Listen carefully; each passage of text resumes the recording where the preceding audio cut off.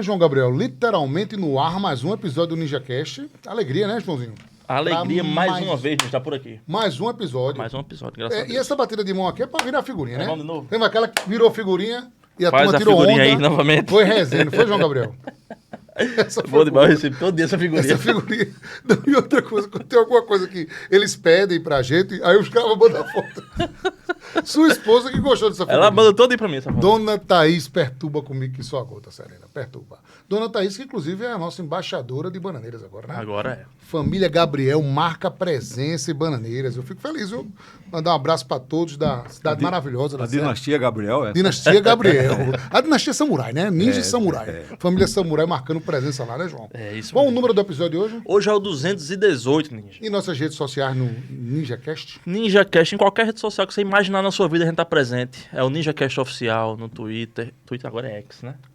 YouTube, Instagram, TikTok, qualquer rede, você procurar, a gente tá lá, como NinjaCast Oficial, Ninja. Bom demais. Trabalhamos em nome, né? Diga aí, Importante dizer nossos que amigos aí, da parceiros. Inovates, trabalhamos em nome também da 083 Burger, da Pizzaria Pimenta Nativa, dessa deliciosa cachaça Ave Serra de Maria, Areia. Que delícia. É muito boa, né, Joãozinho? Trabalhamos em nome também da... Tem muitos anunciantes do Amor Story. Também trabalhamos em nome da OS Entretenimento. Trabalhamos em nome também do Beto Brunet Negócios Imobiliários. E também da GovMind. Faltou algum, João Gabriel? Tá tudo Não, em tá casa tudo aqui, certo. né? Tudo certo, né? Tudo certo. Se faltar algum, daqui a pouco a gente A faz, gente vai né? pagar tudinho. Mandar um abraço pro nosso querido... Hã? A nossa cachaça, a gente falou da cachaça. Falamos, eu fiz até um... Bom que o Matheus lembrou da cachaça. delícia. Mandar um abraço pro nosso Eu acho que querido... Matheus tá no final de semana ainda. Tá no final de semana, Tá, lembrando de no feriadão, cajazeiras, tá no feriadão ainda. da terrinha maravilhosa. Faça as honras do nosso convidado, João Gabriel. Rapaz, hoje o nosso convidado aqui, a gente tem um prazer inenarrável em receber aqui no nosso projeto NinjaCast o Gilvan Freire, que é ex-deputado federal, estadual, e é analista e comentarista político. Advogado Também. Analista e comentarista político da nossa querida Paraíba, né? Prazer, meu irmão, receber você aqui. Prazer grande. Gilvan, obrigado por ter aceito nosso convite, né? Eu vou lhe chamar de tímido, né? Ele me chama de tímido que é para dar retorno, né? Não, aí você vai ter que contar a história agora do tímido aí. Por que A tímido? história do tímido, porque Por quando, favor. isso, uns 15 anos atrás, ele era bem jovem, que ele ainda é muito jovem, vocês são jovens. Tinha cabelo, né, Gilvan? Ele ainda tinha cabelo, né? Então faz tempo mesmo. Era imberbe, quer dizer, não tinha nem a barba que tem hoje, né? E ele tinha a face muito avermelhada, as faces, né? As duas muito vermelhadas. E, portanto, e era bem tímido, o cara como se suasse diante da aparição pública. É como se ele estivesse suando ao mesmo tempo, trabalhando e demonstrando o quanto ainda talvez ele fosse inseguro para apresentar-se à opinião pública. Mas ele agia assim. E ele era sempre uma figura muito gostosa, como se fosse um menino, um eterno menino. Né? Agora ele não pode ser mais menino por conta da barba, né? Mas de qualquer forma, ele foi como todos nós já fomos. Mas ele era o tímido, eu chamava o tímido. Por que você é tímido? Eu não nasci assim. Então você é o tímido. E lá para cá eu passei a chamar tímido. Eu até perguntei hoje, por curiosidade, se alguém mais chamava ele de tímido. Aí ele disse, não, ninguém, só você. Eu disse, então eu vou registrar a marca. Exclusividade Gilvan Freire, né, Gilvan? Então, Gilvan continuou advogando? continuo em casa. Meu escritório, eu vendi meu escritório. Era aqui pertinho do Shopping Tambiá, né? Vizinho Shopping Tambiá. Eu vendi meu escritório, passei 25 anos no escritório, vendi recentemente, transformei numa casa, que eu morava numa granja. Lá em Sobrado ainda tem uma granja, mas vou vender a granja. Morei durante 14 anos na granja, saí de João Pessoa e fui para lá. E agora, na medida que a gente vai envelhecendo, porque não tem forma também de reduzir a idade, né, nem o peso da idade é maior do que a idade. Então eu voltei para João Pessoa, vendi o escritório e transformei numa casa aqui no Alto Plano Cabo Branco, e lá trabalho, lá moro, né, curto a vida remorçado por conta de uma bisneta, né, a bisneta é o grande amor da nossa vida, minha e de minha mulher, e também a figura que povoou uma casa grande, onde mora o meu primeiro neto, que é o pai dela, né, com a esposa dele, e os filhos e os netos e amigos estão toda semana visitando a casa. Então, e ela mora com a gente e dorme na nossa cama. Aliás, sem o cheiro dela, não tem cama. Eita, que interessante. É como se a gente estivesse dormindo no chão. São laços, Paixão, né? paixão Apego, louca, peixe. paixão louca, rejuvenedora. Bonito demais. Eu sou muito família, né? Eu sempre construí muito a minha vida privada à base da família. Eu fui arrimo de família a partir dos 18 anos de idade, sustentando pai, mãe e 10 irmãos. E a partir daí eu aprendi a viver a vida para os outros sem me acusar de fazer esse grande sacrifício, né? Só boa vontade e só felicidade. Quer dizer, eu plantei a felicidade da qual ainda tiro frutos, muitos frutos. Aliás, os principais frutos da minha vida são da felicidade que eu adquiri na convivência com meus familiares, na proteção a todos os que dependiam de mim, a partir de meu pai e minha mãe, e ainda hoje da convivência com os filhos e netos e a bisneta. A colossal Sofia, a famosa e formosa Sofia. Sofia, o nome é forte esse nome, O nome é muito forte. O nome que remete à emoção. Está com 1 ano e 7 meses. É a bênção da vida de É a Gilvan grande Freire. grande bênção mesmo. O que representa amizade para Gilvan Freire? Muito, porque é o seguinte, eu, por exemplo, eu faço um teste de religiosidade, que eu não sou muito favorável a essa questão da vinculação estritamente religiosa para se dizer cristão. Eu frequento a igreja evangélica já de uns 30 anos, já fui católico na origem, e eu tenho o hábito, por exemplo, de orar à noite. Eu oro um Pai Nosso 3 vezes à noite. Além de orar esse Pai Nosso, eu faço um agradecimento a Deus pelo que me acontece de bom na vida. E entre essas pessoas, né, que fazem o meu mundo, pelo qual eu agradeço a Deus, a minha existência dentro desse ambiente saudável, espiritualmente são, eu dedico também as minhas orações aos meus amigos. Eu não separo em termos de afetividade, lógico, você tem aí um pouco de graduação, mas eu não separo em termos de felicidade, eu não separo o que me acontece na família com o que acontece com meus amigos. Eu sou estritamente apaixonado pelos meus amigos, dos quais me servi em toda hora que precisei.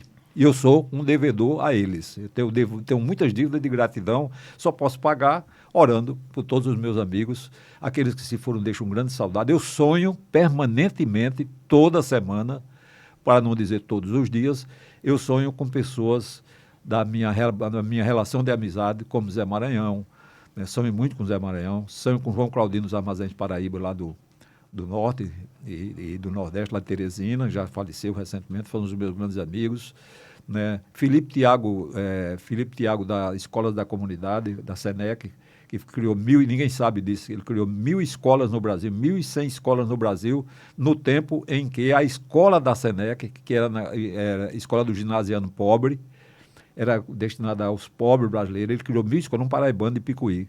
Criou 1.100 escolas, muitas das quais chegando onde o Estado ainda não, e o município não havia chegado, o Estado de modo geral, não havia chegado.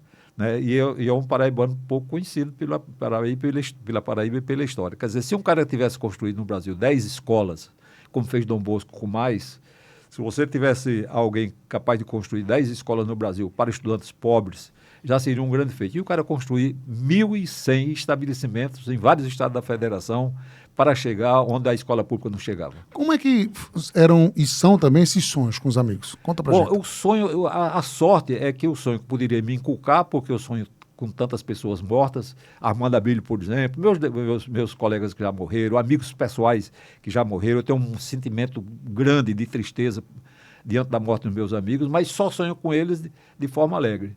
Entre os vivos, eu sonho praticamente toda semana com Cícero. Isso aí não sei explicar por quê, se é por conta do bem que eu quero a ele, nós temos uma relação de irmão, né? Embora a gente não se encontre, passo 2 anos sem ver Cícero, né? Mas eu tenho por Cícero uma estima assim, correspondente a de um irmão, e talvez seja por isso que eu sonho com Cícero toda semana. Zé Maranhão eu sonho, mas tudo alegre, tudo num projeto vitorioso, tudo num projeto de alegria, nas alegrias que a gente já vivenciou, nas que a gente já compartilhou, nas discussões políticas saudáveis. Então eu tenho muito isso. O Maranhão, ele é o campeão, seguido de João Claudino, e os outros são tipos assim, deputados como Armando Abílio, né, que era um cara que dividia a opinião muito comigo. E o resto são os amigos, mesmo os amigos desde a infância. Né? Essa semana, coincidentemente, eu sonhei com toda a minha trajetória por volta de 10, 12 anos de idade. Quando nós chegamos em Patos, indo de São Mamede, onde eu nasci na zona rural. Então nós fomos morar diretamente em Patos, eu cheguei em Patos com 7 anos de idade. Então, a partir dessa semana, passei tudo em revista, numa noite. Quer dizer, vendo aqueles amigos, aquelas amigas, sem saber onde estão, querendo saber, querendo ir procurar, né? E aquelas pessoas que ainda hoje convivo com elas, né? Ou agora mesmo eu acabei de almoçar com um amigo dessa época de juventude, de infância e juventude, Robson Nery, dono do Armazém do Criador, né? Um amigo, engenheiro agrônomo, foi da Purina, executivo da Purina, tem hoje um estabelecimento em João Pessoa há algum tempo. Ele, Gislaine Gentil, que é a esposa dele, que nós somos contemporâneos, amigos afinados, moramos na mesma rua, perto um do outro, e desde essa época, quer dizer, desde os nossos 16, 18 anos, que a gente convive, e na medida em que ele veio morar em João Pessoa, nos últimos 20 anos, 25 anos ele veio morar em João Pessoa, que morava em Recife, então a amizade da gente é persistente e é contínua, quer dizer, hoje mesmo, só para ter uma ideia, eu já almocei com ele, na próxima semana eu já almoço com ele de novo, e assim por diante, quero ter um dia por semana para almoçar com ele. Coisa boa, né? Vamos falar de outra coisa boa? Vamos falar primeiro da nossa cachaça. Presente, presente. Falou de amizade, eu acho que a gente celebra a amizade tomando cachaça. É capital, é capital. Eu deixo a cachaça de lado, recomendo a vocês. Não, mas você vai dar ela de presente, então, para algum amigo. Na cachaça Serra de Areia, sabor bananinha. Essa é saborizada. Olha aí, já tem quem tome. Olha aí. Entre as visitas já tem quem tome. Olha aí. Maravilhosa cachaça Serra de Areia. Patrimônio da Paraíba, né, João Gabriel? Sabe quem vai inaugurar ela na minha casa? Eita, coisa boa. Marcelo José. Olha Marcelo, aí, ó. Figuraça. Figuraça. Manda um abraço para Marcelo. Representante de Mari, né? Ser República Livre de Bari. Figura Marcelo José, Marcelo companheiro da época de Sistema Correio de Comunicação. Exatamente. Grande jornalista, inclusive na Rádio 100.5, ancorando o programa com o nosso amigo Ivrão de Oliveira na hora do almoço. Eu tive uma propriedade lá em Areia, vizinho aqui à Serra de Areia, na época em que ela foi inaugurada por Solon, irmão de Cícero. Exatamente. Ela foi inaugurada por Solon. Eu conheço, é bem pertinho da fazenda que eu já tive em Areia. É do nosso amigo Evaldo Vieira hoje. Faz muito sucesso. É um presente para você. E ela é considerada a cachaça com menor índice de acidez do Brasil. Você bebe sem fazer careta, Gilvan. Ela é boa. Essa é boa toda. Essa é boa Essa é toda. arrochada. É arrochada. Receba o presente. Vamos falar agora de mais uma prazer. marca de credibilidade da Inovatis, Inteligência e Gestão. Essa empresa, a gente assina embaixo. Por quê? Porque a Inovatis desenvolve projetos em todo o Brasil que mudaram a realidade do território nacional. É importante dizer que são mais de 200 mil pessoas impactadas Somente. pela Inovatis. Interessante também destacar que são 16 institutos federais que estão sendo atendidos pela Inovatis e também além de diversas universidades em todo o país. A Inovatis, ela capta o recurso, ela gerencia o projeto e também ela acompanha em loco até a E instituição ela faz federal. uma coisa fundamental para o nosso Brasil que a gente precisa já, que é muito o seguinte: fomentar pesquisa e desenvolvimento. Uma coisa Exatamente. que a gente precisa cada dia mais estar por dentro desse universo. Incentivar a pesquisa. Portanto, Inovatis, MC no Instagram, Inovatis com 2 N's. A gente recomenda embaixo para você conhecer um pouco mais dos projetos da Inovatis e também a gente mandar um forte abraço para o nosso querido amigo Epitácio. Epitácio estava lá ontem, Opa! lá assistindo Roberto Carlos. Roberto Carlos com a Roberto patroa. Como é que foi o show? Como é que foi o show? Eu não fui. Eu perdi. ouvi falar que foi maravilhoso. Mas Foi. deve ter sido. Assim, Dentro da tava expectativa, um mar né? de gente, né? Um mar Dentro de da gente. expectativa, que esperava-se 300 ou 400 mil pessoas, será qual? Eu vi umas imagens que era lotação. Espetacular, Lotação. espetacular. Graças a Deus também sem nenhum incidente. E vou né? dizer uma coisa pra você, viu? A gente precisa de mais eventos daquele aqui em João Pessoa, na orla ali, viu? Precisa, né, Precisa, João? uma orla bonita daquela dali. A gente com aquele palco ali gigantesco, conseguindo garantir ali o espaço pra quem quiser pagar tem um espaço, quem quiser ir pra área pública tem área pública. E ali a gente já teve ali grandes nomes ali do Brasil e a gente deveria ter mais, né? É importante. Importante também falar também da Pimenta Nativa Forneria Gourmet, a melhor pizzaria da Paraíba, né? Isso aí, João Melhor Gabriel. experiência gastronômica que a gente tem aqui, Ninja. Top de linha em 2 endereços, Fernando Luiz Henrique no Bessa e também no Paraíba Mall, com um cardápio maravilhoso para você e com a sua família na Pimenta Nativa. E a Pimenta Nativa tem pizza de todos os sabores, você tem uma entrada maravilhosa, você tem toda uma experiência Tem gastronômica. uma belíssima carta de vinhos. Portanto, prove a experiência gastronômica da Pimenta Nativa em 2 endereços. Importante mandar um forte abraço também para os amigos Volgran e Luz Cláudio. Você que quer fazer reservas, conhecer detalhes da Pimenta Nativa, vá lá no Instagram, Pimenta Nativa Isso aí. Forneria. Essa é a melhor pizzaria da Paraíba. E a gente assina embaixo, não é, João Gabriel? De massa. Sucesso de público, sucesso de crítica e tá no coração do paraibano, no coração aqui da Orla Marítima. Turista, paraibano do interior, o pessoal recebe a família em casa, tem que ir na família Pimenta Nativa abraçar e receber o abraço de Vogran e Luiz Cláudio, é isso aí. Isso. Não é não? Vamos fazer uma pergunta agora para João Ivan Rapaz, Freire. eu queria... Quer apimentar? Você Não, gosta da não, pimenta, jamais. eu acho que você... Eu queria já aproveitar pega da leve, né? experiência do Gilvan, porque assim, é um cara que já viveu aí muitos fatos políticos aqui na nossa Paraíba. Eu queria saber qual o fato político que você estava presente ali, testemunho ocular, que te chama mais atenção até hoje. Você gosta de contar a história ali, do que aconteceu, o que é que você viu, e isso repercute até hoje na sua cabeça. Bom, eu vivi muitos fatos políticos porque eu fui um agente político, né, da primeira linha, do primeiro agrupamento, daquele que tem mais importância, né, independentemente de mim mesmo, o que tem mais importância do ponto de vista do cargo exercido. Eu fui presidente da Assembleia Legislativa e fui líder de 2 governos, de Ronaldo e de Cássio Cunha Lima.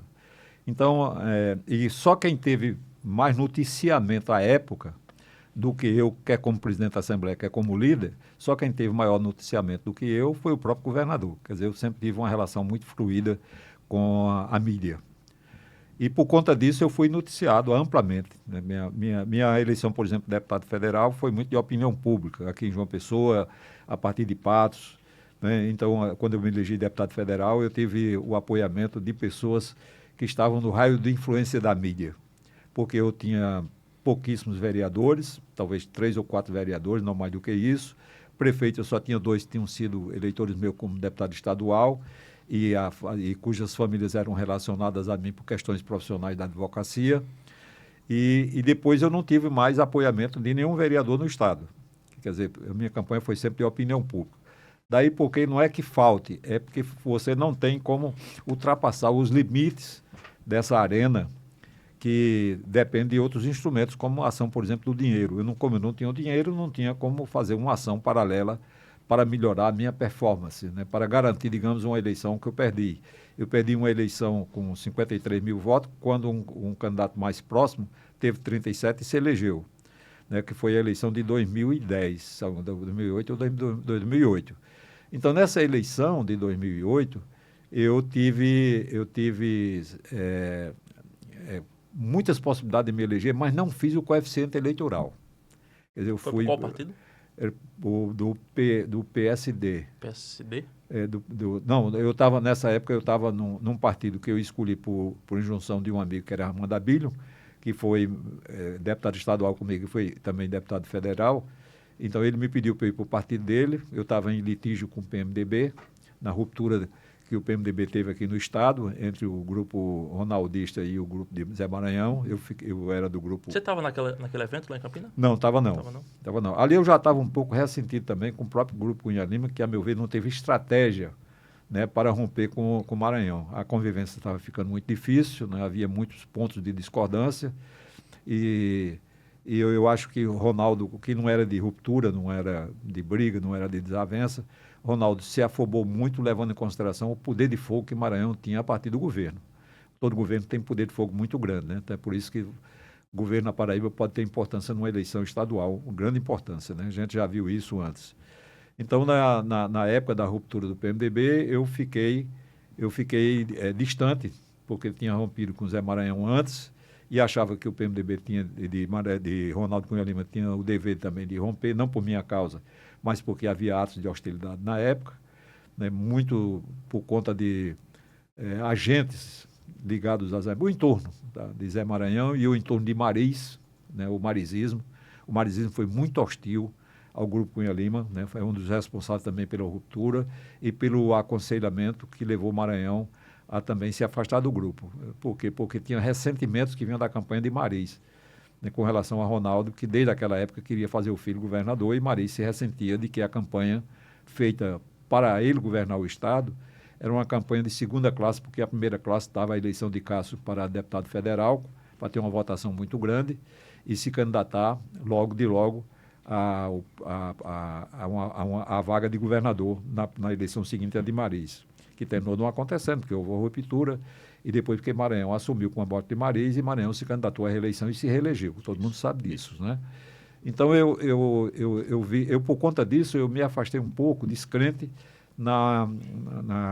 digamos, na coragem cívica né, dos meus companheiros do PMDB ligados ao Grupo Cunha Lima. Eu achava que eles não tinham coragem.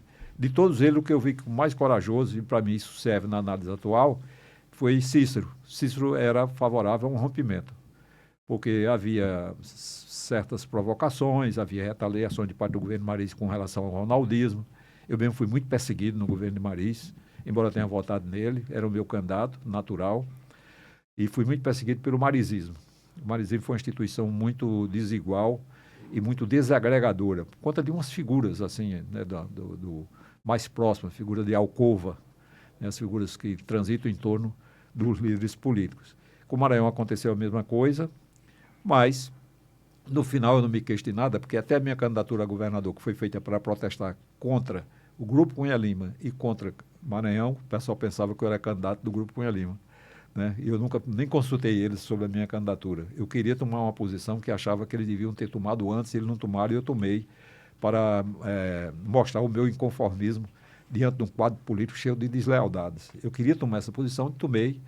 Aí é o seguinte, foi isolado, totalmente isolado, o Grupo Cunha Lima não manifestou-se nenhum instante em favor de minha candidatura, não podia e não devia, porque a minha candidatura estava muito minguada, só tinha apoio do PT e assim mesmo a metade traindo, então eu preferia seguir só do que receber um apoio impossível, contar com ele, porque se eles assumissem a minha candidatura, eles iam perder a eleição, iam perder feiamente. Maranhão tinha o controle absoluto da máquina partidária e da máquina governamental, né? Mas ainda assim eu fiz o papel, cumpri o meu papel, me trouxe grandes prejuízos para o futuro político, porque eu poderia ter feito a minha própria reeleição, eu estava bem, né? Eu tinha recebido a nota 10 do DIAP na Paraíba até hoje, só quem recebeu essa nota 10 do DIAP fui eu e Mariz, e mais ninguém, pouca gente também sabe disso. Enfim, eu passei a ter um caminho isolado e solitário. É tanto que quando Armando Abílio disse, vem para o meu partido, vamos fazer campanha juntos, a gente divide os votos. No final, Abílio já estava prestando mais para ele do que para mim, né? E na hora de juntar o meu e o dele, ele cuidou de juntar o dele, não sobrou nada para mim. Então, nenhum dos dois foi conseguir entrar. Armando Abílio, sim, se elegeu. O Armando se elegeu bem. Mas é o seguinte, não houve como eu pudesse me beneficiar do partido, que era uma pretensão, e do apoio oficial dele. Porque ele foi cuidar da eleição dele, se compôs com outros deputados estaduais, e a minha candidatura só sobrou, né? Então eu perdi a eleição, mesmo assim com a votação, né, muito boa, sem vereador, sem prefeito, sem nada.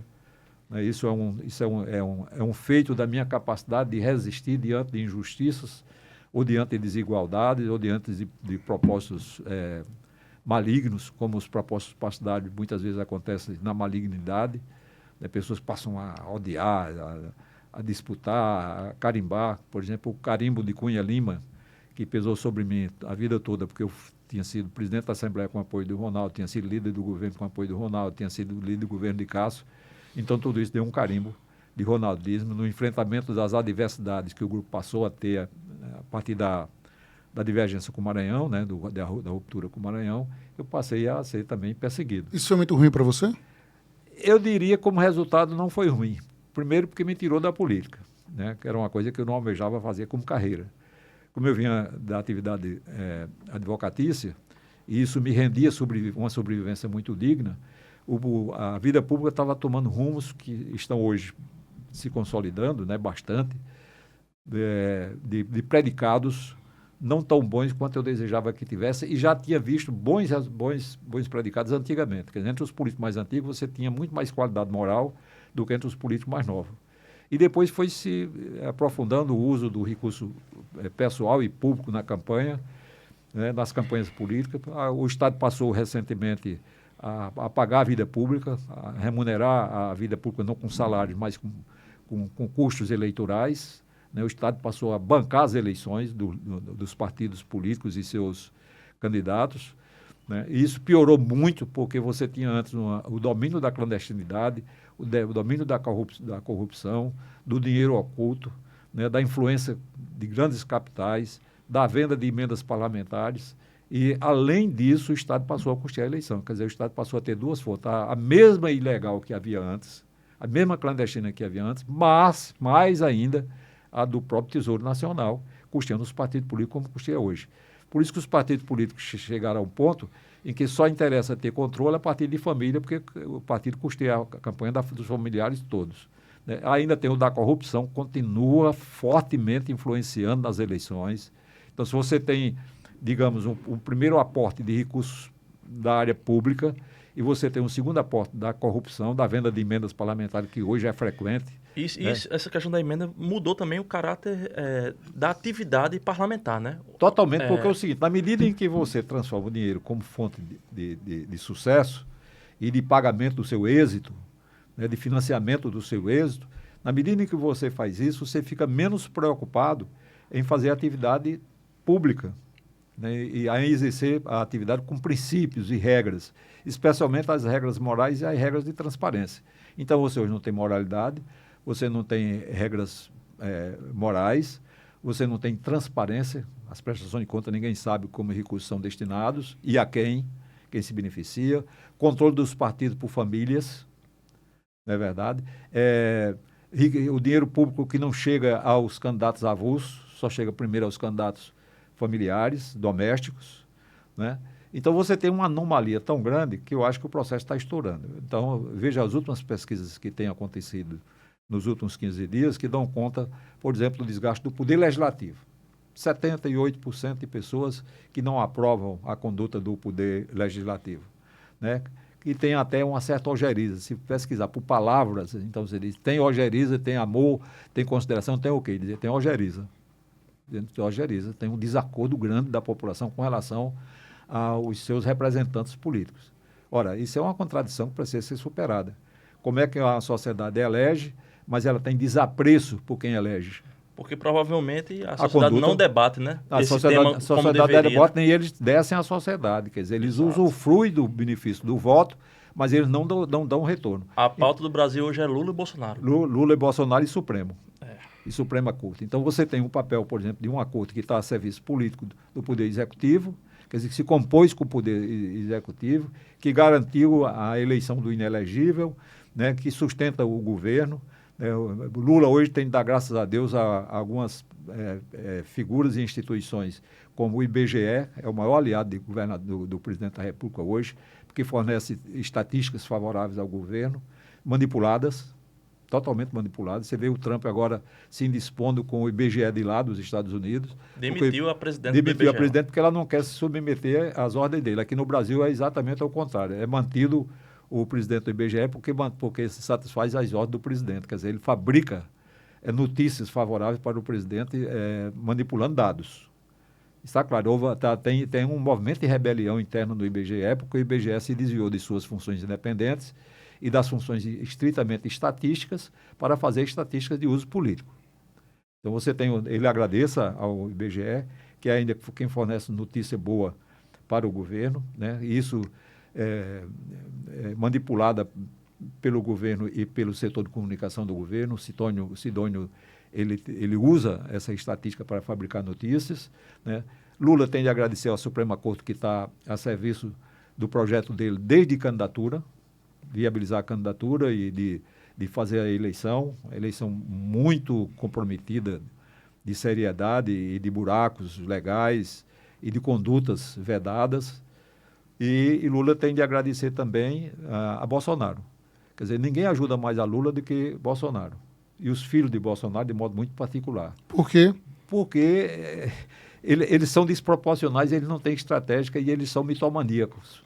Você acha que essa estratégia de ter levado o problema para Trump foi ótimo para Lula, né? Foi um horror, porque é o seguinte, veja bem, se você for pesquisar naturalmente quem tem culpa pelo problema que está havendo com os Estados Unidos, você vai chegar claramente a Lula. Foi Lula que instigou, foi Lula que criticou, foi Lula que fez frente aos Estados Unidos, foi Lula que fez uma campanha contra o dólar, que continua fazendo a campanha contra o dólar, né? Foi Lula que criou ambientes de puleiro para falar contra os Estados Unidos e contra Trump, foi Lula que se manifestou contra a eleição de Trump, né? Então, se você for atrás do mal-estar que há entre os Estados Unidos e de desconfiança com relação ao Brasil, então você tem o papel de Lula aí, claramente. Trump quer atingir Lula, porque Lula é o inimigo dos Estados Unidos na América do Sul. Então, o que é que acontece? Os filhos de Bolsonaro, ao invés de aproveitar essa oportunidade em que Lula já capengando, né, criou essa crise, Ele é o responsável direto e único por essa crise. Ao invés deles se pegarem nesse argumento que é aceitável, até para a opinião pública aceitar um pouco da reprimenda internacional contra o Brasil a partir da maior nação do mundo, né? A partir para que o brasileiro pudesse entender que isso era necessário como contraponto político mundial a um projeto de socialização do Brasil. E eu estou dizendo socialização, que é comunização, na verdade. E Lula ainda ontem assumiu, dizendo que cada vez mais é de esquerda e cada vez mais é socialista. Lula tem um papel definido, né? Mas para que Lula possa tirar proveito disso, era preciso que o bolsonarismo admitisse que foi Lula o criador da crise. O bolsonarismo, para se beneficiar, porque estava fazendo o elo entre a política brasileira e a política dos Estados Unidos, e o poder executivo dos Estados Unidos, o bolsonarismo assumiu o papel que tinha sido ele, que Lula tinha feito isso para ele, para beneficiar eles, inclusive para carimbar a anistia, né? Ora, ao fazer isso, se tinha um culpado e interessava a sociedade brasileira saber quem era o culpado, então Lula desapareceu como culpado, né? Porque o bolsonarismo queria ser o vencedor da queda de braço. Queria ser o beneficiário. Livrar o pai, né? Ele usou para poder... Aliás, é o seguinte, Lula foi eleito por conta de Bolsonaro, todo mundo sabe disso, brigou com os poderes, brigou com os aliados, brigou com todo mundo, não tinha senso estratégico, não aglutina ninguém. O bolsonarismo tem a partir das figuras bolsonaristas de ponta, como a família, o clã Bolsonaro, então ele não tem nenhuma estratégia de aglutinação.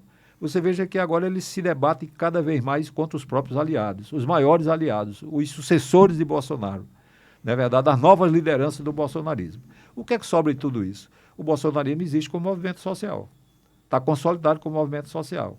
Se não fosse as burrices, por exemplo, do ministro da Suprema Corte e de alguns ministros da Suprema Corte, especialmente o Alexandre de Moraes, né, que é uma figura patológica, uma figura doente, é um cara brilhante, culto, capaz, mas é tirano, não tem sensibilidade, é déspota. Todas as características, por exemplo, de um sociopata, todo frio, gelado, sem humanidade. Então, se não fosse a figura de Alexandre de Moraes, que está agravando cada vez mais a situação, que já entrou em isolamento na própria Suprema Corte, agora, desses outros dias para cá, se não fosse isso, então o bolsonarismo estaria morto. Por quê? Porque a estratégia de Eduardo Bolsonaro é contra a opinião pública brasileira. Quer dizer, ninguém está perguntando se o país ama Bolsonaro, está perguntando se o país ama a si mesmo, né? E se o país ama mais a si mesmo do que aos Estados Unidos, do que a Trump. Então, é claro que o país ama mais a si mesmo, né? Ama muito mais o Brasil do que a Trump, e o país não está interessado em fazer endeusamento e fazer adoração à figura de Eduardo Bolsonaro. Quer dizer, ele entrou também em rota de colisão com todas as outras grandes lideranças do partido, do movimento bolsonarista, que eu não considero partido, eu considero movimento, porque ele está além do partido. É um movimento social que eu vi desde os primeiros instantes que estava se consolidando como força da sociedade, né? É inevitável ter de conviver com essa grande força, ainda enfrentando o carisma de Lula, que tem carisma e tem história, né? Erra demais porque ele transformou o governo dele numa vingança política contra adversários e se uniu à Suprema Corte para eliminá-los da vida pública. A Suprema Corte aceitou esse papel medíocre, infame, intolerável, inaceitável, papel estritamente político, que não tem nada de constitucional, que não tem nada de jurídico, um papel estritamente coadjuvante do processo político eleitoral, né? Alexandre de Moraes quer matar um inimigo, quer eliminar um inimigo, quer exterminar um inimigo, quer aboli-lo da atividade política, né? quer fulminá-lo eleitoralmente, né? Proibindo que ele tenha opinião, que ele tenha direito de expressão, que ele tenha vida pública, que ele tenha liberdade para dizer, para falar e para se locomover, agora para se locomover. Então, você tem um quadro aí de tanta normalidade que não ajuda Lula a resolver o impasse com a agregação que ele fez com o Poder Judiciário. Quer dizer, o Poder Judiciário está caindo nas tabelas também. Tá.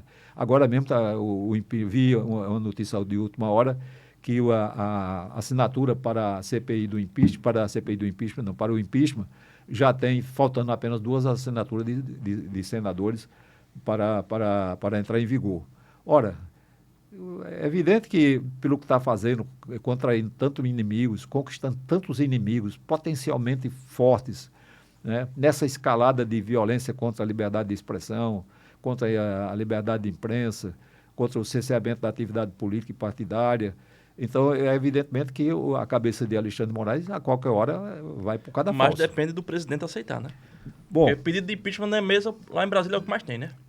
mas veja bem, é uma CPI que, por si mesma, juntando com a imagem externa do Brasil hoje, né, a partir dos Estados Unidos, e a influência que a opinião do presidente da presidência dos Estados Unidos exerce na opinião pública mundial, é um contraponto que está sendo feito por Trump, que isso vale numa hora em que não tem contraponto interno no Brasil, né, eficientemente contra Alexandre de Moraes, né, numa hora dessa que estão se juntando os fatores de aumento da crise e fatores de aumento do desgaste e fatores de aumento da imagem negativa da Suprema Corte e da Presidência da República. Você veja que, apesar de Lula ter tirado proveito dessa questão do Eduardo Bolsonaro, que foi uma anti-estratégia, uma estratégia burra, né, apesar de Lula ter tirado nesse primeiro instante proveito, o governo dele continua sendo mal avaliado, né, negativamente, né,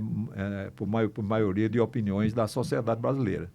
Então, eu vejo com muita clareza que nós estamos chegando aos estertores, porque parece que toda crise não tem fim. Quando a gente está vivendo no olho da crise, a gente chega a pensar que a crise não tem fim. Mas quando a gente vê sinais de que a crise está chegando ao fim por exaustão, né, um impeachment, por exemplo, uma tragédia, por exemplo, não há de se descartar, eu estou dizendo aqui pela segunda vez que eu estou dizendo em mídia, a possibilidade de uma tragédia a qualquer momento. Uma tragédia de pessoas que se sentirem revoltadas, é verdade, tomarem uma decisão louca. Né? O país tem muita tensão social, muita. Tipo, um assassinato de alguma autoridade. Assassinato de uma autoridade. Então, isso não é desprezível, não. Isso acontece em quase todas as crises. Né? Tem sempre um ato culminante, tem sempre um ato final, tem sempre um ato que choca, né? E que, por si mesmo, resolve todas as questões e todos os impasses. Por exemplo, a morte de uma autoridade hoje, o que é que vai acontecer, dependendo em que lado possa acontecer, né? Quem tem ou não tem a razão, e que reflita, por exemplo, uma tensão social, um exaustivo cansaço da opinião pública com relação ao que acontece, desse divisionismo social. As pessoas estão muito irritadas, né? As pessoas estão com... A gente está vivendo obrigatoriamente, por exemplo, o cotidiano político. O cotidiano político é uma coisa perturbadora. Quer dizer, não há nenhum de nós que não se sinta pressionado todos os dias por noticiários acerca da bipolaridade da crise, né? E da conduta das autoridades. Então, acho que assim, nós estamos mais perto do fim, né, com caminhos que são de tensão e, às vezes, caminhos que são de tragicidade. Não se despreze a questão, enfatizo, não se despreze a questão da tragicidade. A tragicidade é companheira das crises sociais, tem determinado momento que nenhuma autoridade, nenhum líder consegue conter a ira da população. A gente tem 2 grandes líderes no Brasil, que ainda é Lula e Bolsonaro, que ainda são Lula e Bolsonaro, mas nenhum dos dois é capaz de conter uma grande crise, capaz de botar a mão, né, e frear a sociedade em marcha. Só para pontuar, só para a gente ir para o café. Esse é um ponto interessante, mas só para deixar claro, essa mesma crise, essa mesma dualidade, esse mesmo enfrentamento de conflitos sociais, a gente está vivendo em vários países do mundo, inclusive os Estados Unidos. Também vive essa tensão cotidianamente, né, das pessoas. Né? Importante, e a gente sabe que... Aí outra coisa, os dois lados, eles se retroalimentam. O que é mais importante é que os dois, eles se alimentam desse conflito. Exato. Um lado e de outro existe, já vem de muito tempo, e sendo muito bem municiada também pelo judiciário. Disputa muito surgimento de novas lideranças. Né? Isso, vamos falar agora do Delta Café, do Super Café. Você viu um café? O Gilvan Freire ainda toma café? Tome muito e vou tomar agora. O Delta Café, o café de padrão internacional.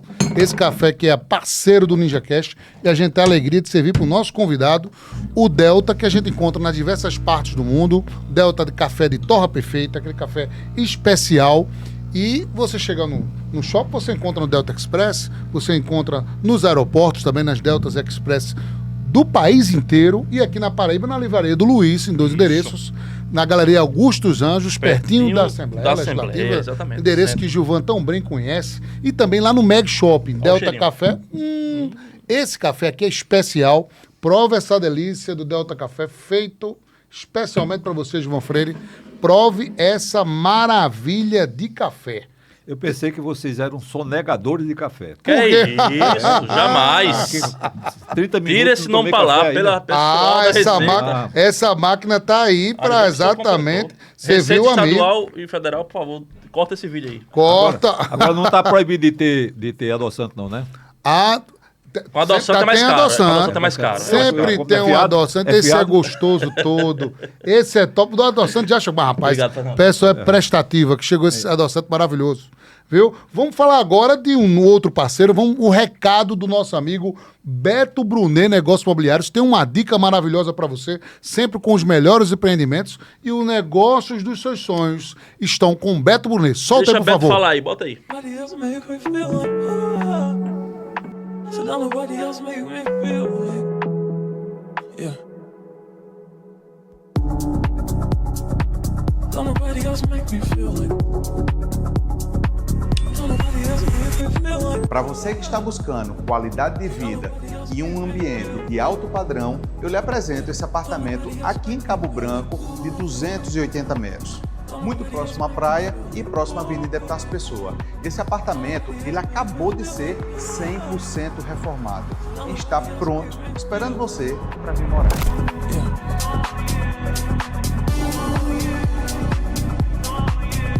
Além de salas amplas, esse apartamento tem 4 suítes, sendo uma supermaster, um lavabo e uma cozinha completamente reformada, além de um quarto de empregada com banheiro completo. E para você que gosta de cozinhar, quero destacar aqui a cozinha desse apartamento, que além de ser super amplo, tem essa ilha que facilita, obviamente, você cozinhar para amigos e familiares. don't nobody else make me feel like Alimento maravilhoso. E você vai fazer o zap agora, 99802-0002. 99802-0002. Você vai falar com o Beto Brunet e diga: Beto, eu quero aquele empreendimento que eu vi no NinjaCast. E só pra lembrar, quem vai comprar imóvel não precisa ter dinheiro, é só ter crédito. Crédito, falou lá com o Beto, o negócio tá resolvido. Resolvido, Beto Brunet Negócio Imobiliário, 99802-0002. Vamos E falar. esse imóvel é pra ser vizinho de João Freire, viu? Ó, pode entrar de eita, aí Beto é primeiro Eu de que linha. quero ser vizinho a ele. Aí é primeiro de linha. Vamos falar agora da GovMind, não é Boa. isso? GovMind, olha só, a sua solução. Você é amigo gestor, você sabe, você está precisando aí de apresentar um projeto, elaborar também toda uma planilha. Você que tem trabalha com serviço público, precisa fazer compras. Você também precisa fazer a questão de contratação de pessoal. Auditoria também, folha de pagamento. O lugar certo é a GovMind. Por quê? Porque a GovMind tem a solução para você. Evite dor de cabeça no futuro e evite também, né, meu querido Gilvan Freire, que o TCE no futuro vá lá lhe aperrear. Evite, porque o TCE só vai se você errar. Se você antes procurar uma equipe especializada, com um projeto direitinho, a prestação de contas certinha, no futuro você não tem dor de cabeça, né? Porque Portanto, hoje, Brasília tem dinheiro. O Tem. que falta é projeto. isso, você tem que procurar a GovMind no 98212-7000. Fácil. 98212-7000. GovMind, projetos e soluções em gestão pública. Boa. Secretário, presidente de Câmara, meu amigo, que tem presidente de Câmara no interior aí enrolado, contra secretário de saúde, homem aí que se aperreia. Tem secretário de saúde do Estado que até agora está aperreado. Diga isso não. Tem muito com Só dor de tem cabeça. um. Que Aí não você diz consegue logo o nome dormir. dele? Que dorme todo dia com laxante. Dorme todo dia. Tenta É dormir. isso, com laxante. Toma aquele laxante, aperreado. Laxante, aquele método natural. Tem aqueles cabras que tomam um remédio aperreado. Laxante. É Não é esse aí. ansiolítico, não? Não, laxante, tem um laxante. Maracujina é um laxante. Maracujina. Não, maracujina é pra se acalmar. Não é Laxante é pra pra dormir. você evacuar. Não, mas tem um remédio laxante Não é também não, pra doutor dormir. João. É relaxante. Eu vou até Relaxante, relaxante. isso, relaxante. Relaxante. Nove- Laxante é outra história. Nós, 98212-7000, GovMind é a solução, viu? Tá certo? Tá bom. Quer mais um mexão ou vamos pular? Tem mais um. Tem mais Tem um? mais um na agulha aí. Vamos falar da Do 083 maravilhoso. Burger? Do maravilhoso. Do maravilhoso, o melhor hambúrguer da capital paraibana, 083. Do melhor bairro de uma pessoa, né? Bairro de Jaguaribe. Isso. E a gente sabe, a 083 Burger tá aí pra oferecer. Ontem eu passei lá, casa cheia. Cheia. Casa cheia, um ambiente climatizado, maravilhoso, pessoal é que fica? saboreando. Vasco da Gama, a vida vai no Ah, bairro sim, de lá perto Jaguaribe. do- lá Bem perto. pertinho do Antigo Bom Preço. Um pouquinho tá. antes ali daquele posto De esquina. Vitória. De esquina Ah, tá. na Macedônia. Maravilhosas instalações, primeiro, dá tudo climatizado. A família de seu Giovanni lá, a hamburgueria mais premiada da Paraíba, né, João? Hoje ele Gabriel? tá lá no evento em São Paulo, iFood Move. O pessoal do iFood chamou hoje os maiores restaurantes da sua plataforma para lançar algumas novidades do mercado aí. E Giovanni tá lá em São Paulo. Arrasando, 083 Burger com o desconto também de 10%, não é isso, no 10% Ninja para Cash? quem quiser aproveitar o nosso desconto, baixa o aplicativo ou vai lá no site, lá no Instagram, tem um linkzinho do site deles, faz o cadastrozinho, faz seu pedido, no final bota o cupom NinjaCast, tem 10% de desconto. 083 Burger no Instagram, detalhes e pedidos especiais. Um abraço para a família 083. Vamos falar agora da questão local, né, Gilvan Freire? Então, Vamos falar nesse balai de Mas gato. vai perguntar 2026, não? Quero falar agora. Não. Isso, eu tenho que fazer a pergunta e o Vano A fica em cima previsão, do qual bolo, é? não. Diga aí. Esse balai de gato envolvendo Rui Ribeiro, Cícero Lucena, Adriano Galdino, toda essa João tropa, Azevedo. João Azevedo. Essa turma vai estar no mesmo palanque 26 ou você acha que o cristal quebrado não cola jamais? olha, eu acho que é o seguinte, os gatos estão soltos. Não tem mais um balaio de gato fechado. Os gatos estão soltos. E estão soltos e fazendo estripulias. Porque está difícil você construir consenso, qualquer que seja dos lados, que disputarão as eleições de 2026 para governador e especialmente para o Senado. Quem soltou os gatos? Foi João Azevedo? Cada um está procurando soltar os seus próprios gatos. Entendi. Não é verdade? Por quê? Porque os gatos precisam brigar. E porque o processo eleitoral exige que haja brigas, porque as pessoas estão querendo a mesma coisa. Quer dizer, muitas pessoas estão querendo a mesma coisa. E como não é possível você aquinhoar todas as pessoas ao mesmo tempo, então as pessoas soltaram os gatos e estão vendo o estrago que vai ser feito para, a partir daí, né, construírem o seu próprio projeto, a sua própria chapa, por exemplo, né, que é uma coisa que está sendo construída, e para vencer as crises. Quer dizer, os gatos brigam, mas tem de determinado instante que cada um vai para seu lado. Cada um vai procurar comer o seu próprio queijo. E aí você tem uma coisa que me chama muita atenção, que é, digamos, os projetos que são, ao mesmo tempo, familiares, que estão em todos os agrupamentos políticos. Né? Isso não é bom para a democracia. O financiamento público de campanha está privilegiando as famílias com recursos partidários e as pessoas estão ficando nobres demais nesse processo. Tão nobres que muitas estão se afastando do próprio povo, que é sua fonte de inspiração e fonte de organização e fonte de representação. E a gente tem agora, digamos, a fase mais delicada, que é do distensionamento. Por que há distensionamento? Porque há muita briga, que há muito conflito, que há muita confusão, né? Há muito desejo e projetos conflitantes. Mas vamos aos nomes, se é que podemos começar pelos nomes. Né? Você veja que são a causa principal, onde está a causa principal da divergência. Cícero, por exemplo, é o pomo central de toda a crise política. Por quê? Porque ele está bem, eleitoralmente, ele está bem avaliado em governo, ele é recém-saído de uma eleição que o consagrou como quarto mandato de prefeito da capital, coisa nunca vista antes na nossa história, e porque ele tem carisma, um tipo de carisma que os outros não têm. Quer dizer, ele tem uma familiaridade com o eleitor.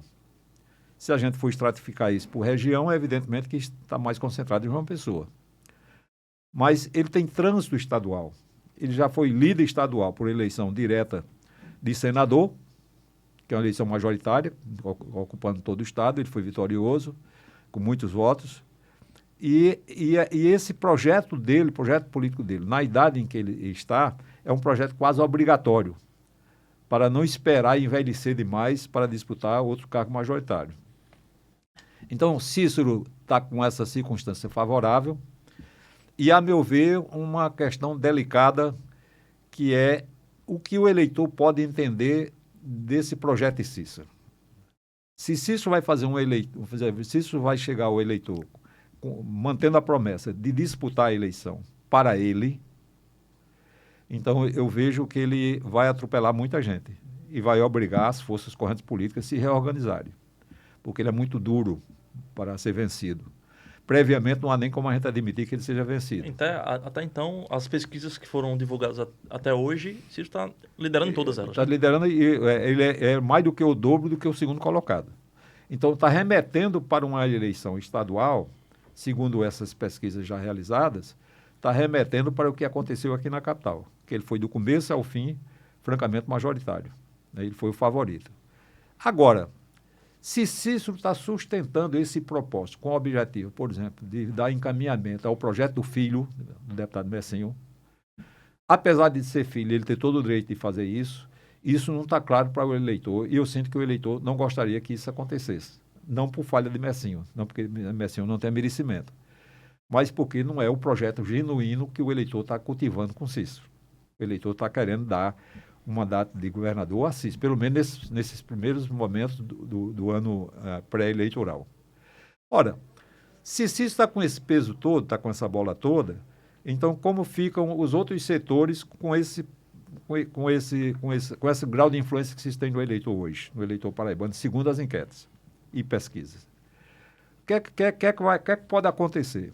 Cícero está com esse crescimento todo, inibindo a oposição, que de certa forma faz projeto com ele, e ao fazer projeto com ele, na medida em que Pedro não lançou ainda a sua candidatura, e Efraim já tomou o lugar de Pedro no lançamento prévio de candidatura, tudo pode acontecer.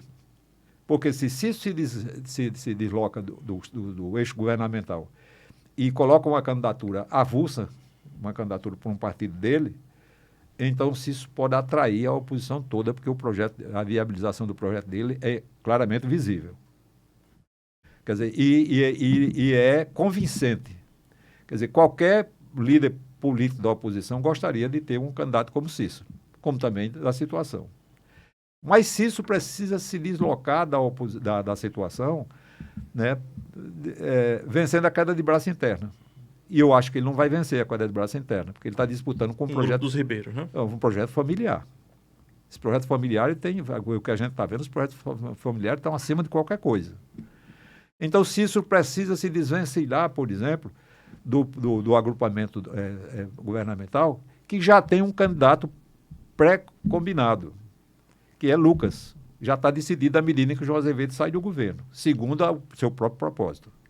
Eu não descarto a possibilidade, e estou vendo com muita clareza que nos últimos 8 dias, João Azevedo se reaproximou de Cícero, não sei se vocês estão vendo isso, se reaproximou, Cícero estava no isolamento, né? Aguinaldinho até sugeriu que ele deixasse o partido, foi até deselegante, o pai procurou corrigir, Nivaldo procurou corrigir isso, dizendo que ele gosta de Cícero, que tem amizade a ele, que não parte do princípio de que ele deva se separar. O velho é muito, muito sábio, muito experiente, está muito lúcido, e ele tentou contornar o choque que Aguinaldinho deu ao declarar que Cícero pode deixar o partido, como dissesse, cai fora. Pode ir. Pode ir, porque aqui já está resolvido entre nós quem é o candidato, que é Lucas. Ora, Cícero vem sofrendo calado desse tipo de isolamento da família Ribeiro de certo tempo para cá, não é de hoje não. Desde que Cícero cogitou da candidatura, que os Ribeiro não falam sobre o nome de Cícero, a não ser esse tom elogioso e contornador que Nivaldo fez, né, com a declaração recente. Mas Cícero tem sofrido outro isolamento, que é do próprio João Azevedo. Na medida em que João Azevedo acredita que para manter a candidatura dele tem de manter Lula no governo, isso é evidente, é legal, é da ordem do dia, então Cícero vem sofrendo também isolamento da parte de João Azevedo.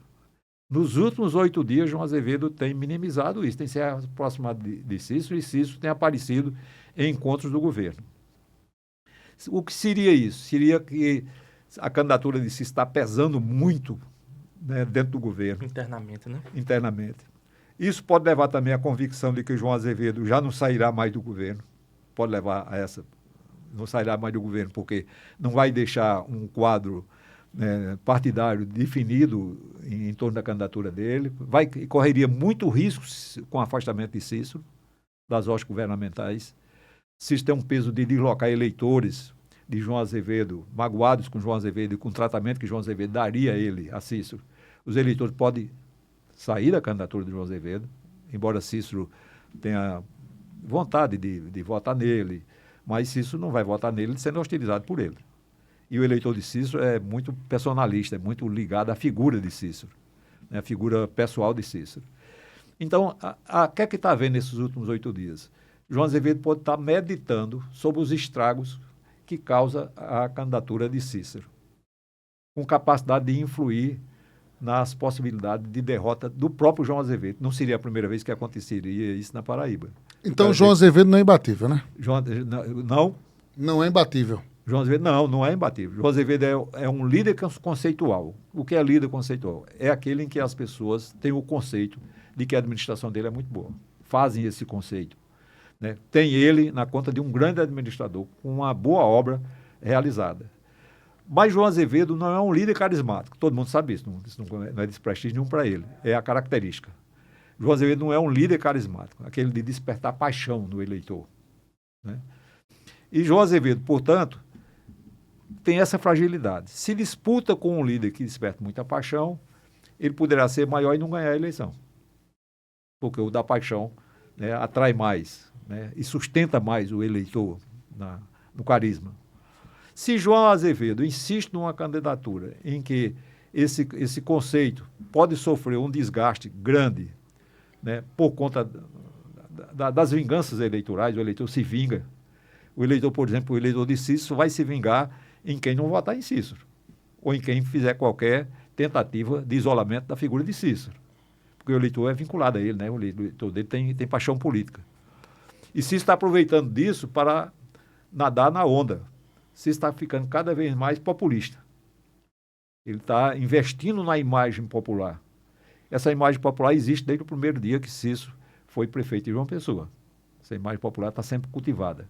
Ele é um cara descontraído, não é afetado por nenhum tipo de orgulho, nem de, né? Veste simplesmente, é disponível, o telefone é disponível, né? Está em todos os ambientes pobres, né? Desfila com o agrado que a população faz a ele, onde ele chega, né? E tem um volume de realizações que só é comparável ao de João Azevedo no governo. Por isso seria muito desejável que ele não se separasse. O eleitor também tem essa vontade. Mas em se separando, aí eu pergunto, o eleitor fica com quem? Em se separando? Com quem tem mais carisma ou quem é parecido com Cícero sem o carisma dele? Será que o eleitor ficaria? O eleitor de Cícero romperia com ele para ficar com João Azevedo, sabendo que João Azevedo não prefere a candidatura dele, prefere outra candidatura, e a outra candidatura não tem o carisma de Cícero? Então, João Azevedo pode ter voltado a criar o plano B. O plano B é não deixar o governo. Pelo risco, o tamanho do risco que corre a candidatura dele com a dissidência de Cícero. E com a possibilidade de Cícero incorporar a oposição toda, até a retirada da candidatura de Efraim Filho. Até isso é possível no esforço de união das oposições. E a união das oposições não tem nenhum candidato do tamanho de Cícero. Se pegar Cícero, além de roubar Cícero, no bom sentido, além de roubar Cícero das hostes governamentais, tirar ele de lá, a oposição cresce aqui porque tem muitos líderes. Você vê um Pedro Cunha Lima, se comporia com Cícero, está se dizendo aí que sim. Seria uma união, vamos dizer assim, histórica pelos fatos que tiveram impressos, porque né? está se unindo até pessoas que eram até pouco tempo divergentes, como Cícero e o Grupo Cunha Lima. Então, Pedro Cunha Lima, por exemplo, que perdeu, a meu ver, a capacidade de enxergar a oportunidade de colocar a sua candidatura, perdeu. Efraim fez isso, eleitor dele, né, prometendo reciprocidade a ele, como Efraim prometeu, porque recebeu dele também a reciprocidade quando foi candidato a senador. Então, Pedro poderá se compor com Cícero. Vamos só supor, para efeito de lógica, saber se é possível, isso tem sentido. Pedro poderia ser o vice de Cícero. Boa. E aí? Aí Efraim vai reconsiderar a candidatura dele, porque fica a possibilidade da candidatura de Efraim ter êxito, né, tá dependendo de Cícero não ter o tamanho que tem, ser diminuído. E não há nenhuma evidência de que Cícero vai se diminuir por nenhuma razão. A candidatura de Cícero parece que ser um grande obstáculo para todo mundo e uma solução, por exemplo, para quem quer ganhar a eleição. Porque no grupo governista também, o sentimento quase generalizado é de que o grupo não pode perder Cícero. E que se perder Cícero, compromete a eleição de governador e compromete influi na eleição de senador, influi negativamente na eleição do Senado, que é de João Azevedo. Então, tudo isso é possível, porque o tabuleiro está aberto, as pedras estão começando a se encaixar, não é verdade? Estão começando a se movimentar. E os gatos estão soltos. E os gatos estão soltos. Os gatos, aliás, não são mais nenhum problema, viu? Nós somos homens. Coisa boa. Vamos falar agora da GovMind, de uma GovMind de novo? Não, GovMind não, da Não, Mostory. cara, tem calma. Da Mostory. Mostory, querido. Isso, da Mostory, uma super loja. É o tempo, meu amigo. Eu A gente sei chegou disso, em 60 eu minutos, sei a gente disso. já vai emendando aqui Vai logo, embora, né? puxa. Mostory, essa Mostory é maravilhosa no bairro dos Estados. Super loja, na Avenida Piauí, número 595. Solta aquele look maravilhoso. A gente tem um look espetacular. E a Mostory é a loja Gostei do que look, tá é, no... Ninja? Tem um look feminino, meu Gostei amigo. do look. É a loja que tá no coração das mulheres da Paraíba. Olha só, você tem que ir com a sua esposa lá, João Gabriel. Eu já levei a minha patroa lá. Já gastou um dinheirinho lá? Ainda não. Investiu, né? Já, Investiu, né? Foi a primeira, a gente tem que apresentar. Pra Ah, depois entendi. fazer o investimento. Olha só que look maravilhoso. E outra coisa, as melhores tendências da moda nacional estão na Mostory. E a gente sabe, tem desconto pra você que quiser pedir João Pessoa. Você pede R$399. A partir de R$399 o frete é grátis pra toda a grande João Pessoa. E também Outlet 40%. Qual o endereço do site? O site é facílimo, amorhistorioficial.com.br. Boa. Essa loja está no coração de todas as mulheres da Paraíba, né? Vamos falar agora da OS Entretenimentos, com 3 super shows aqui em João Pessoa, né? Inclusive, um também na... Tá tudo pertinho. quase na coxinha. Dia 16 a gente vai ter aqui em João Pessoa o Whindersson Nunes. 2 sessões. 2 sessões, 19 e 21 horas. 2 espetáculos maravilhosos aqui em João Pessoa, no Teatro A Pedra do Reino. O super dotado Whindersson Nunes. O Whindersson Nunes vai ter sucesso de público. Já estão nos últimos ingressos, essas 2 sessões lá no Pedra do Reino. E também, no dia 17, Benito de Paula. Benito de Paula para O retorno. A gente matar meu amigo Charlie, aquele amigo de se emocionar. Você vier, Ah, o eu turnê te de despedida. contar. A despedida. Lembrei E a dele. sorte é que esse show não conta com sua voz para cantar. Exatamente, Né? a gente aí- tem que aí é interpretar. fracasso da aqui, OS Benito. Entretenimento, fácil A não. gente tem que interpretar. O pessoal que está assistindo o Spotify diz, esse é o talento que está se perdendo, o Vamos Ninja, gloriar o evento, como Ninja. cantor. Você cantar, por Como favor. Não cantor. repita isso mais não, E por favor. também dia 29 de agosto, Maurício Manieri com a sua Aí, showzão. turnê romântica. Showzaço. Espetacular, com orquestra, com back vocals. Aquele show maravilhoso, Big aquela band. turnê. Aquela turnê espetacular, com aquela música romântica. Você quer fazer uma média para sua patroa? Tem que ir para Maurício Manieri, dia 29 de agosto aqui em João Pessoa. Boa. Também um sucesso de público, né, João Gabriel? Isso. Satisfeito com a conversa com o nosso querido Gilvan Freire? Não, queria começar mais umas 2 horas. Tem como aí botar Não, aí aí a não, ficha aí aí? você vai ter Bota que na fazer, ficha aí 2 aí horas. você vai ter que fazer a visita lá, a residência dele lá no Altiplano para tomar aquele cafezinho Delta lá, viu? Mais do que um café. Mais do que o Aí café, né, tímido? é. Aí sim. Gilvan Freire, obrigado, meu irmão, por ter vindo aqui, aceito o nosso convite no NinjaCast. E a gente só tem a agradecer a aula de política e de vida, meu irmão. Imagina, eu aprendi muito com os outros, inclusive com vocês. Estou aprendendo agora, mais ainda, né? Nós que aprendemos, meu irmão. Obrigado pela E presença. depois qualquer tempo a gente volta. Simbora, Como boa. aí o processo está Tá animado.